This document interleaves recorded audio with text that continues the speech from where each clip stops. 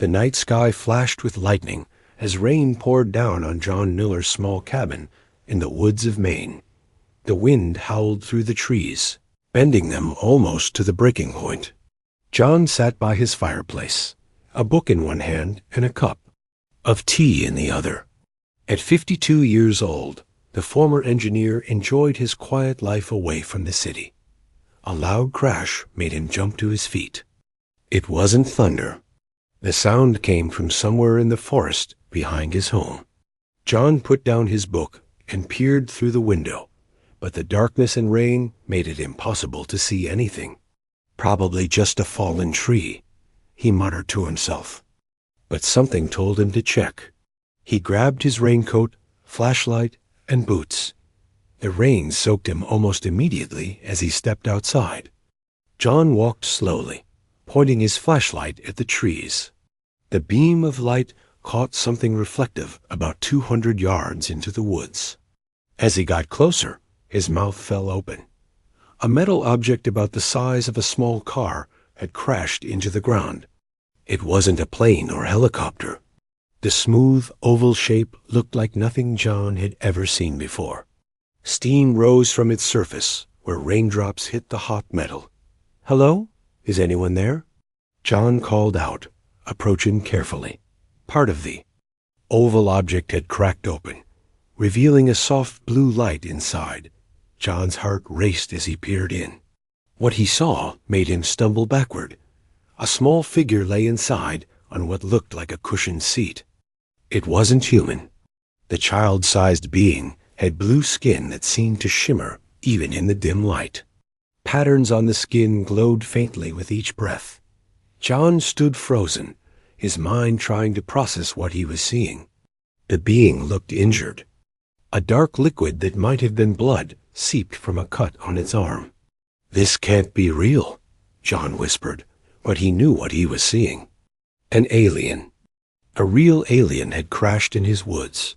The creature's eyes suddenly opened. They were large and completely silver, with no visible pupils.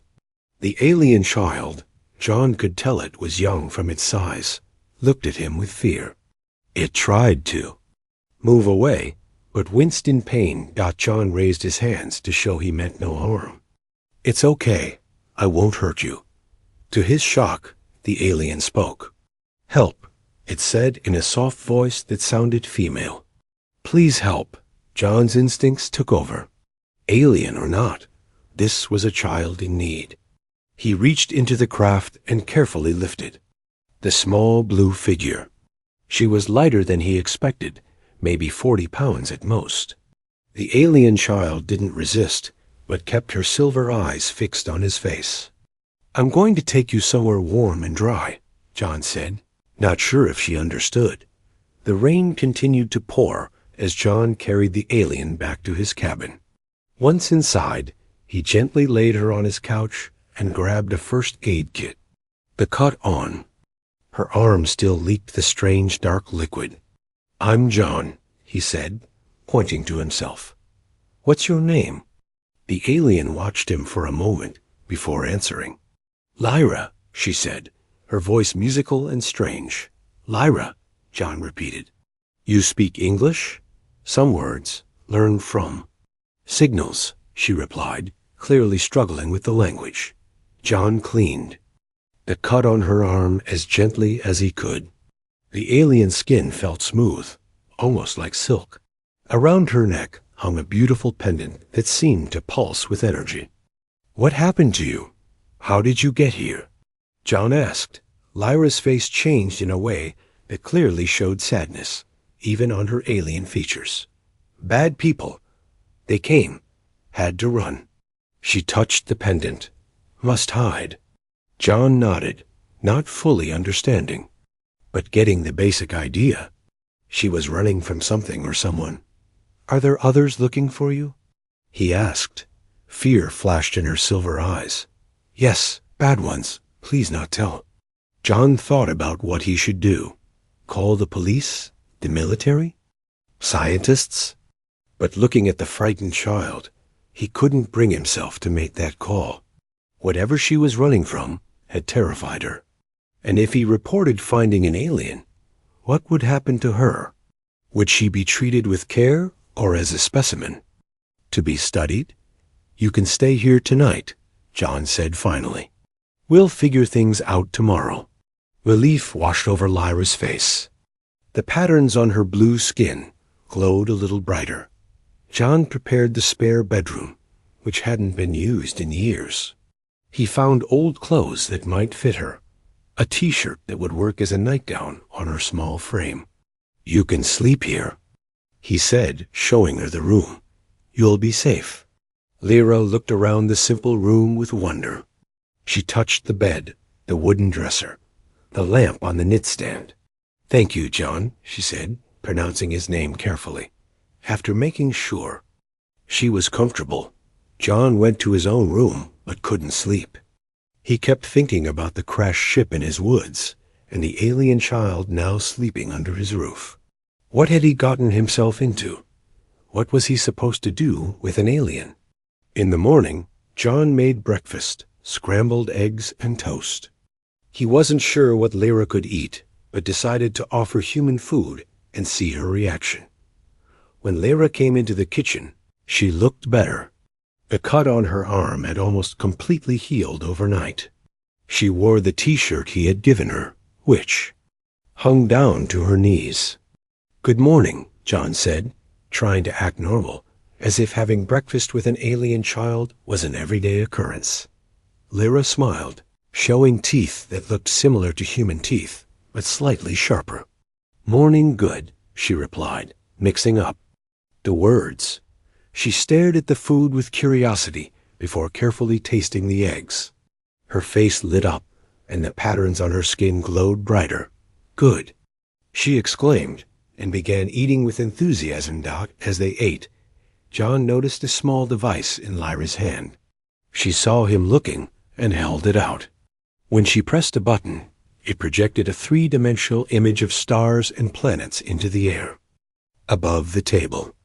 My home, she said, pointing to a blue-green planet orbiting a red star. John stared in amazement. You came from there? How far away is it? Lyra seemed to consider how to explain.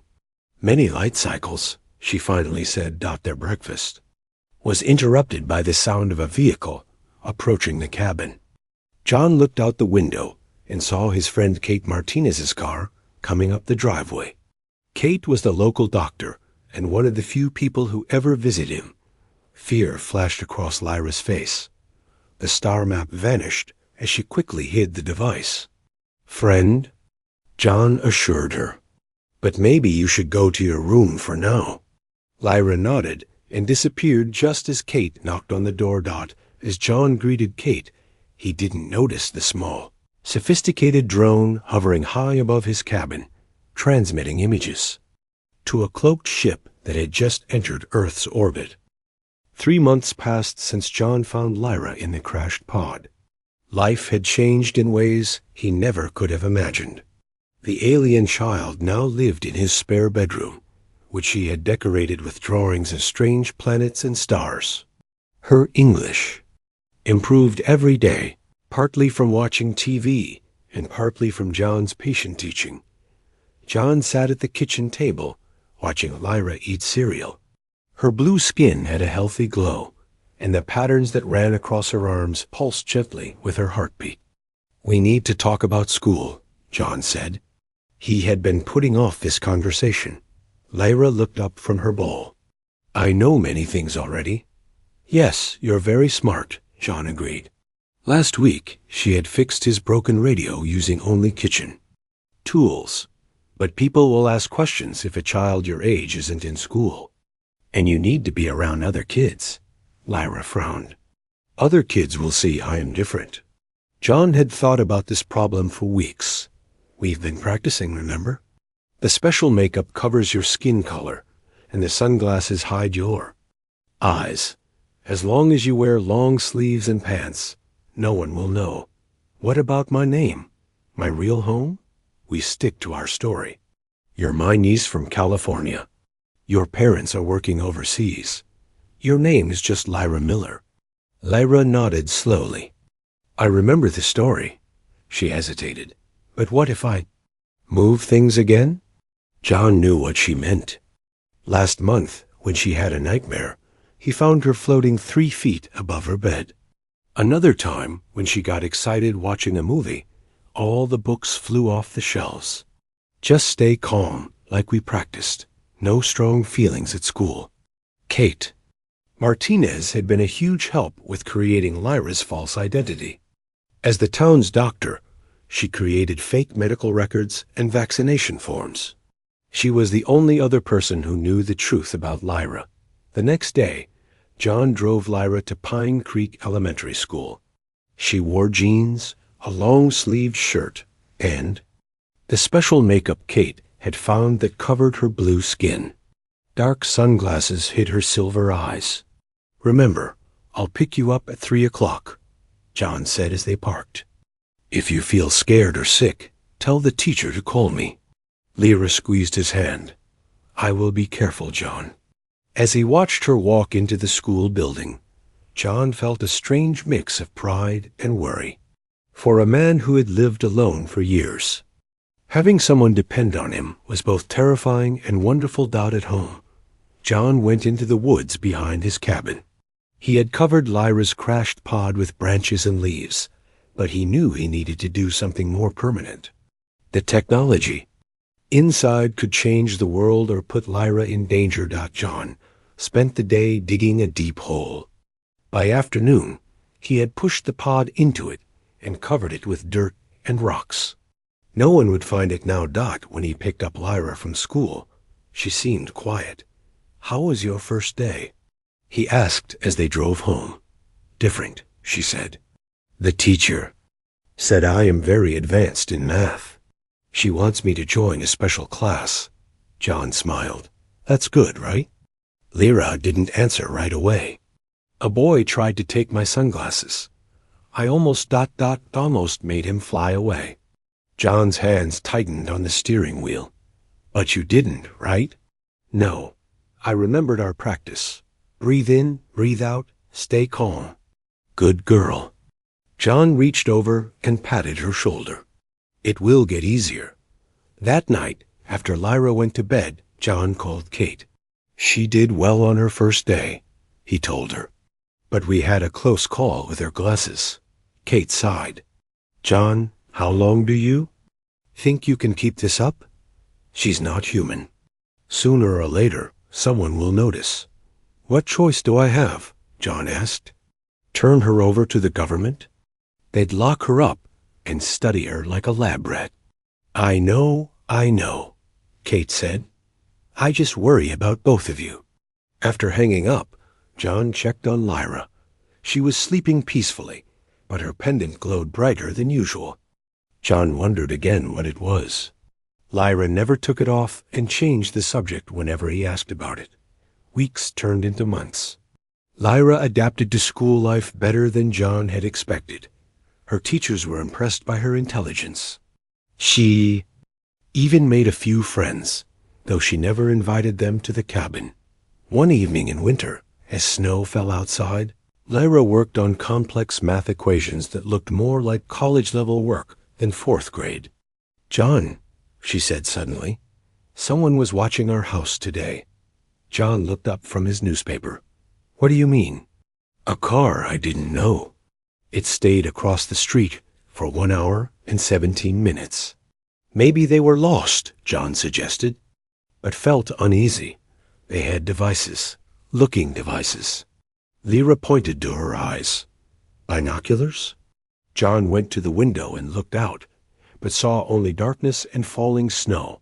That night, Lyra had a bad nightmare. John woke to the sound of breaking glass. He ran to her room and found her floating above her bed, the pendant at her neck glowing bright blue.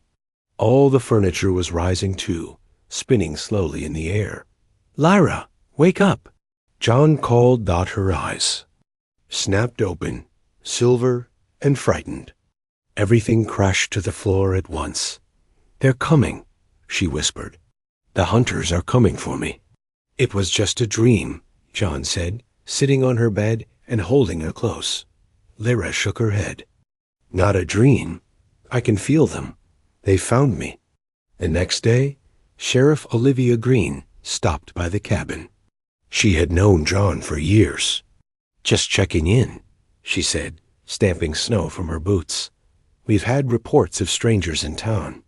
Men in dark suits asking questions." John felt a chill that had nothing to do with the winter weather. "What kind of questions?"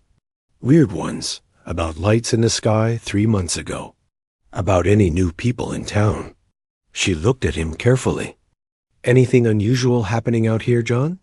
Before he could answer, Lyra came into the room. The sheriff smiled at her. "You must be John's niece. He's told me about you." Lyra nodded politely. "Hello, Sheriff." After Olivia left, John pulled out a duffel bag and began packing clothes. "What are you doing?" Lyra asked. "Getting ready," John said. "If those men are who you think they are, we might need to leave quickly." That night, John woke to a sound outside. He looked out the window and saw 3 black cars parked on the road. Men in dark clothing were walking toward the cabin. "Lyra," he whispered, shaking her awake. "We have to go, now."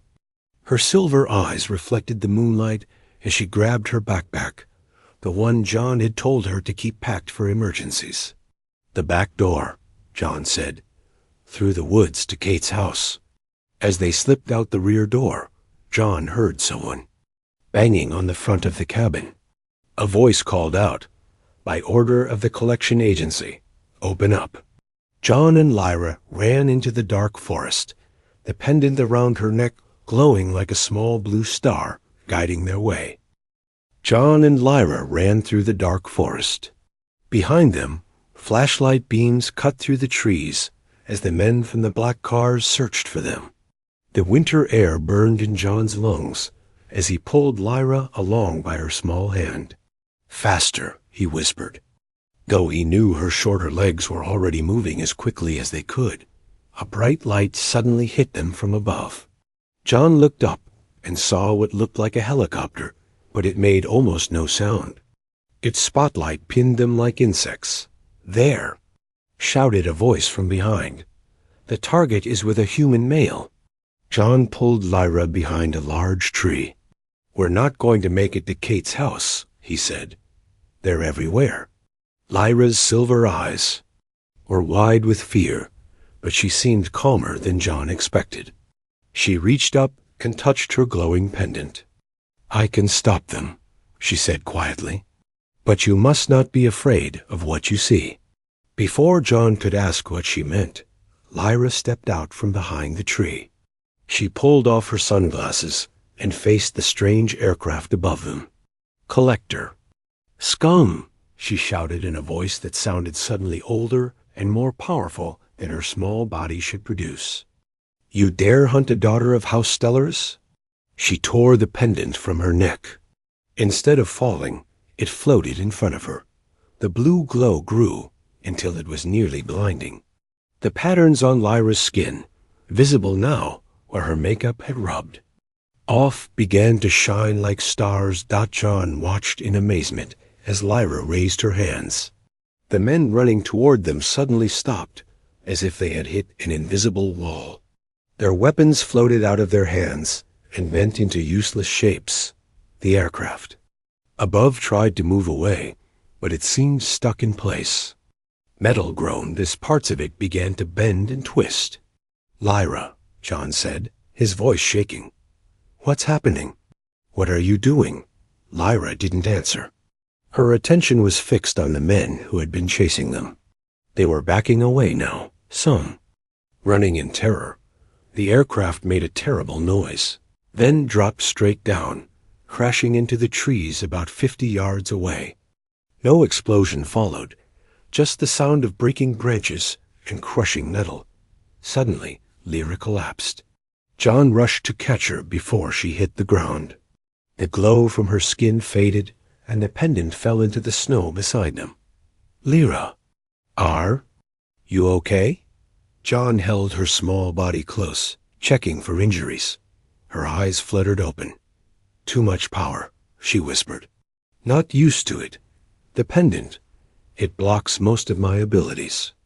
John picked up the pendant and placed it back around her neck. As soon as it touched her skin, it reattached itself somehow. We need to keep moving, he said, lifting her into his arms. She felt lighter than before, as if the energy display had drained her. They continued through the forest, moving more slowly now. The men seemed to have retreated, at least temporarily. After nearly an hour of walking, they reached Kate's cabin. Lights came on as John knocked desperately on the door. Kate opened it, her hair messy from sleep. "John? What's—" She saw Lyra. In his arms and the state they were both in. "Get inside quickly." Once inside, John laid Lyra on Kate's couch. The doctor checked her pulse and temperature. "She's exhausted, but stable," Kate said. "What happened?" John tried to explain about the men in black cars, the strange aircraft, and what Lyra had done to stop them. Kate looked doubtful until Lyra spoke up. "It is time to tell him everything," she said weakly. "He deserves to know." Kate and John both looked at her in surprise. "Know what?" John asked. "Kate, what is she talking about?" Kate sighed and sat down. "When you first brought her to me, I ran some tests. Her DNA, her blood chemistry, they're like nothing on Earth. But there was something else. Something in her blood that I recognized." "Recognized? How could you recognize alien blood?" "Because I've seen it before," Kate said. She rolled up her sleeve and showed John a small mark on her inner arm. It looked like a tattoo of a star with 7 points. "I'm a watcher, John, part of a network of people who monitor for signs of non-Earth visitors." John stared at her. "You knew what Lyra was all along?" "I knew she was alien, yes, but I didn't know who she was until later." Kate looked at Lyra. "I still don't know everything." Lyra sat up slowly. "My full name is Lyra Stellaris, daughter of Empress Valoria of the 7th House, ruler of the Galactic Hegemony." The room fell silent. John looked at the small blue child he had found in the woods and tried to process what she was saying. "You single quotes royalty?" he finally asked. "Yes," Lyra said. "1 year ago, our enemies attacked the royal palace. My mother ... Her voice broke. "My mother put me in an escape pod. The pod was supposed to reach one of our allied worlds, but it was damaged during the escape. I crashed here instead." "And those men tonight? The collectors?" John asked. "Assassins. Sent by Archregent Draven, who led the rebellion against my family. He has ordered all royal bloodlines destroyed. The pendant suppresses my true abilities and hides my energy signature. That's how I stayed hidden so long." Kate moved to the window and peeked through the curtains. "They'll be back with reinforcements. We need to move you both somewhere safer." "There is nowhere safe on this planet now," Lyra said. "They will not stop looking." John ran his hands through his hair, trying to make sense of everything. "So what do we do? Where can we go?" Before anyone could answer, the night outside lit up with a flash of blue light. All three rushed to the window. A new ship hovered above. The trees. Unlike the one Lyra had crashed, this one was larger and seemed to be made of a material that shifted colors like oil on water. "No," Lyra whispered. "They found us again." "Wait," Kate said, pointing. "Look at the symbol on the side." The ship turned slowly, revealing a 7-pointed star that matched the mark on Kate's arm. Lyra's face changed from fear to disbelief. That's a royal guard ship from House Stellaris." The ship descended into the clearing in front of Kate's cabin. A door opened in its side, and a ramp extended down to the ground. A tall figure walked down the ramp. Like Lyra, the newcomer had blue skin with glowing patterns, but this person was clearly an adult. She wore what looked like armor that shifted colors with her movements. "That's Commander Elara Voss," Lyra said, her voice filled with emotion. My mother's most trusted guard. I thought everyone loyal to us was dead." The tall alien looked directly at the cabin window where they stood. "Princess. Lyra." A voice spoke directly into their minds. "We have found you at last. The Resistance lives." John, Lyra, and Kate stepped outside to meet Commander Ilara Voss. The tall blue-skinned warrior stood at the bottom of the ramp leading up to her ship. Up close, John could see that the patterns on her skin were more complex than Lyra's, forming what looked like a map of stars across her face and hands. "Princess Lyra," Ilara said, dropping to one knee. Her voice was deep and musical when she spoke aloud. "We thought you were lost to us." Lyra moved forward slowly. "Commander Voss, how did you find me? When you used your powers tonight, it created a surge that our sensors detected." Ilara looked up at Lyra with silver eyes much like the child's. "We have been searching the galaxy for you since the fall of the palace." John placed a protective hand on Lyra's shoulder. "How do we know you're really on her side?" Ilara stood and faced John. She was at least 7 feet tall and had to look down to meet his eyes. "You are the human who protected our princess. The hegemony owes you a debt." She reached into a pocket on her armor and pulled out a small crystal. "This contains a message from General Mira, leader of the Resistance." The crystal floated from Ilara's hand to hover in front of Lyra. It glowed and projected an image of another blue-skinned alien, this one with battle scars across her face. "Princess." "Lyra, if you are seeing this, then Commander Voss has found you," the projection said. "After your mother's death, those loyal to House Stellaris went into hiding. We have been gathering strength, waiting for the right moment to challenge Archregent Draven. Your return would rally the other noble houses to our cause." The message ended, and the crystal dropped gently into Lyra's palm. "It's really General Mira," Lyra whispered. "She was my mother's closest friend." Before anyone could speak further, the sound of engines filled the air. Lights appeared in the distance, moving fast toward the cabin. "Collector ships," Ilara said sharply. "They tracked the energy surge, too. We must leave now." Kate looked at John. "You have to go with them. The collectors saw you with Lyra. They'll kill you if they find you." John's mind raced. Leave Earth? He looked at Lyra, the small alien child he had cared for during the past year. She had become like a daughter to him. "I can't just leave everything behind," he said. "John," Lyra said, taking his hand. "Please come with me. I need you." The approaching ships were getting closer. Their searchlights swept through the trees. "There is no time to decide," Ilara warned. "The collectors will be here in moments." John looked at Kate. "Tell Sheriff Green what happened." "Well, as much as you believe." Kate nodded and hugged him quickly. "I'll take care of your cabin and your things. Maybe someday you can come back." John turned to Lyra. "Okay, let's go." They rushed up the ramp into Ilara's ship. The inside was larger than John expected, with smooth walls that glowed with the same patterns as the alien skin. The ramp closed behind them, just as the first collector ship arrived over the clearing. "Strap in," Ilara ordered, moving to what must have been the control area. There were no buttons or switches, just panels of light that responded to her touch. And Lyra sat in seats that formed around their bodies. The ship hummed to life and shot upward so quickly that John felt like his stomach had stayed on the ground. Through a window, he watched Earth grow smaller. In just seconds, they passed the moon, and then the stars stretched into lines as the ship jumped to a speed John could hardly comprehend. "Where are we going?" he asked when he found his voice again. "To the Resistance base on Traxxas," Ilara replied. "It's in a neutral sector where Draven's forces have limited reach." Lyra sat quietly, looking at the crystal in her hand. "I never thought I would return," she said softly. "I thought I would live on Earth forever."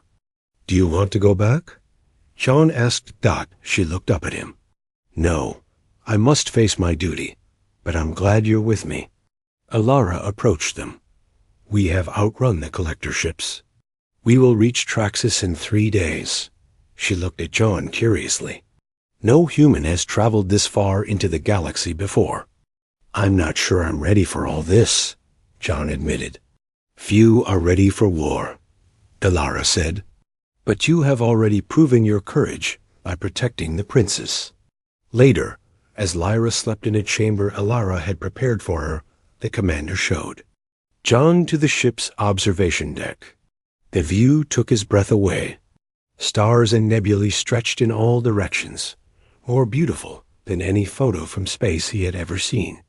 The hegemony has watched your planet for centuries, Alara told him. Earth is classified as a developing world under our protection protocols. We are forbidden from making contact until your people achieve certain technological milestones. Then, why send Lyra there? John asked. The escape pod was damaged and off course. It was never meant to reach Earth. Alyra's expression darkened. Draven's coup happened quickly. The Empress had moments to save her daughter. John thought about what Lyra had told him about her mother. Was she killed? Alara nodded, along with most of the royal family. The purge was brutal and swift. And now Lyra is the heir? John asked. She's just a child. By our standards, she is young, but not as young as she appears to you. Her kind lives much longer than humans. Alara looked at John. She will need guidance. That is why your presence is valuable. She trusts you. The next day, Alara showed John more of the ship. He learned that 20 resistance fighters were on board, all loyal to House Stellaris. They treated Lyra with deep respect and John with curious interest. They've never seen a human before, Lyra explained as they ate strange but delicious food in what seemed to be a dining area. Most species in the hegemony have some level of what you would call psychic abilities. Humans are unusual because you don't. Is that why they keep staring at me? John asked. Lyra smiled. That, and because you're so pale and round. John laughed for the first time since they fled Earth. It felt good to see Lyra happy, too. On the 3rd day of their journey, Alara called them to the bridge. Through the main viewport, John saw a planet that looked like a blue jewel against the blackness of space. Traxxas, Alara announced, home of the Resistance. As they approached, John noticed ships in orbit around the planet. Hundreds of them, of different sizes and designs. All those ships are with the Resistance? He asked. Yes, Alara said. Many noble houses have secretly joined us. They wait only for the rightful heir to unite them. Lyra stood straighter, her small shoulders set with determination. I will knock them down. John felt a mixture of pride and worry as he looked at her. In just days, she had changed from the frightened child he found in the woods to a young royal preparing to reclaim her birthright. Whatever happens, he said to her, I'll be right beside you. The ship descended toward the blue planet, carrying them toward a future neither of them could have imagined a year ago. 5 years passed since John left Earth with Lyra. Life in the Resistance base on Traxxas had been difficult at first. John struggled to adapt alien food, the different gravity, and being the only human among thousands of species he never knew existed. But as time went by, he found his place. The medical knowledge he gained, helping Kate back on Earth, made him useful in the Resistance medical facilities. His engineering background helped him learn to work with alien technology. Most importantly, he continued to be Lyra's guardian and advisor as she grew into her role as the rightful heir to the hegemony. Lyra had changed the most.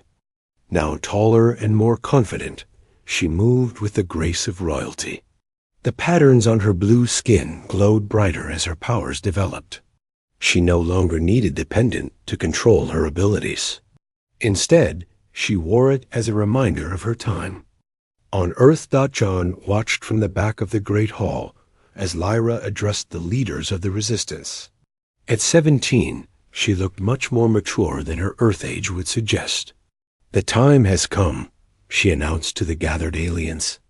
"Archregent Raven's forces grow weaker as more noble houses secretly join us. We must strike now." General Mira, the scarred warrior who led the Resistance military, stepped forward. "The attack plans are ready, Your Highness. But Draven still controls the central worlds and their defense systems. That is why we will not attack as expected," Lyra said. She waved her hand, and a holographic map appeared above the table. "We have a secret weapon he cannot defend against." John smiled. He knew what she meant.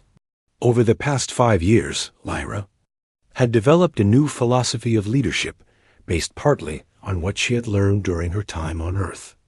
While traditional hegemony rule relied on force and fear, Lyra wanted to build a new system based on cooperation and compassion. Her plan worked better than anyone expected. As Resistance forces approached Central Worlds, many of Draven's supporters switched sides. Citizens who had suffered under his cruel rule rose up to help the Resistance fighters. Within months, they had pushed all the way to the capital world of Centaurus. The final battle was short but fierce. John stayed with the medical teams, treating wounded Resistance fighters. He worried constantly about Lyra, who led the attack alongside Commander Voss and General Mira. When the fighting stopped, John rushed to the Grand Palace at the center of the capital city. The huge building gleamed with metals unknown on Earth, its towers reaching into the clouds. Inside, Resistance fighters cheered as John passed. He followed the sounds of celebration to the throne room, a massive chamber with a ceiling that seemed to open directly to the stars above. Lyra stood at the center of the room. Archregent Draven knelt before her, his dark armor damaged and his pride broken. Unlike her mother before her, Lyra had not allowed him to be executed. "You will face justice for your crimes," she told him as guards led him away. "But not death. That is not the way of the new hegemony." When she saw John enter, Lyra's serious expression broke into a smile. She rushed to him, ignoring the formal protocol that usually surrounded royal movements. "We did it," she said, hugging him tightly. "You did it?" John corrected her. "Your mother would be proud." Later that night, after the celebration feasts and formal ceremonies, making Lyra the new empress, she found John on a balcony overlooking the capital city. "What are you thinking about?" she asked. "Earth," he admitted. "I wonder what Kate is doing. If my old cabin is still standing." Lyra looked up at the night sky. Somewhere among those stars was the small blue planet where she had crashed as a frightened child. "Do you want to go back?" she asked quietly. John thought about it. "Sometimes I miss it. But my life is here now, with you and the work we're doing." Lyra was silent for a moment. Then she said, "I've been thinking. It's time for Earth to join the hegemony." John looked at her in surprise. "But the protection protocol's Earth isn't ready for that kind of contact. The old rules were made by those who wanted to control developing worlds," Lyra said. "I believe humans have much to offer the galaxy, even if their technology isn't as advanced. You taught me that." 1 month later, a massive fleet of hegemony ships appeared in Earth's orbit. People around the world watched in fear as the ships hovered over major cities. News channels showed the same scene everywhere: strange vessels, larger than anything humans had built, waiting silently above the planet.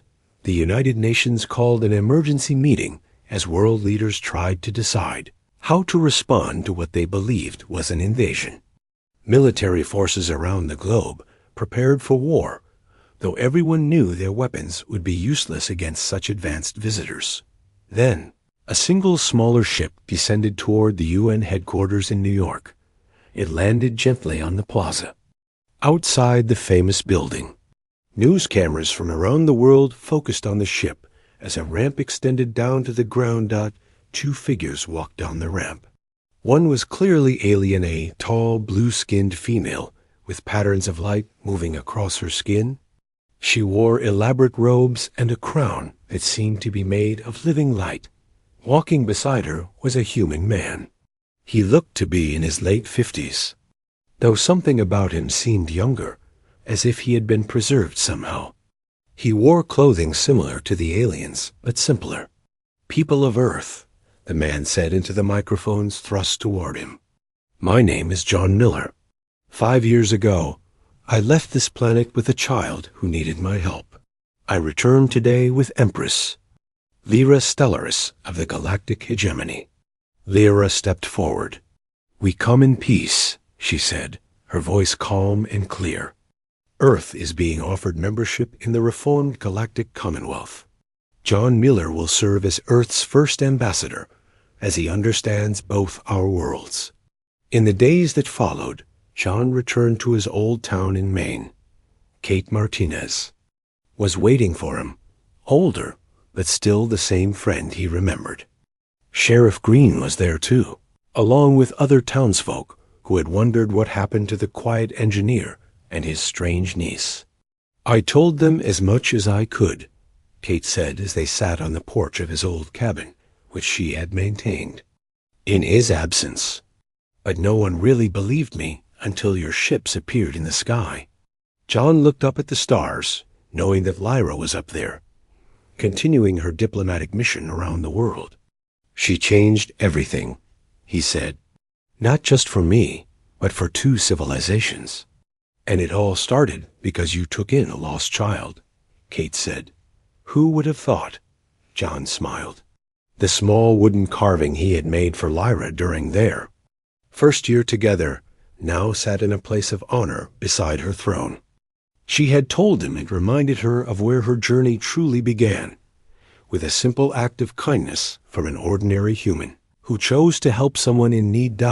As Earth began its new chapter as part of a larger galactic community, John knew that this was the greatest lesson Lyra had brought to her role as Empress, that compassion could be more powerful than any weapon, and that family wasn't about blood or species, but about the connections we choose to make.